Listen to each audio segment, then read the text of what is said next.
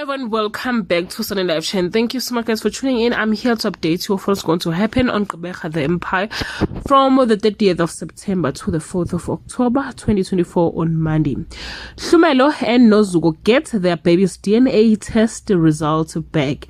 So Nwabile want to start a family with Nonhle. Zimkhitha wishes she had cared for Hlumelo's baby when she had the chance on Tuesday. Nonhle has a trying experience at the nail salon courtesy of Sonwabile. Zimkhitha find herself scorned when she thought she was ahead of the game on Wednesday. Hlumelo chooses to become a family man. Stokey's web of lies catches up with him. Nonhle's red flag of a fiance gets redder on Thursday. So Nwabile saves the day at Nonhle's nail parlor. Nobomi discover a sickening truth about Hlumelo.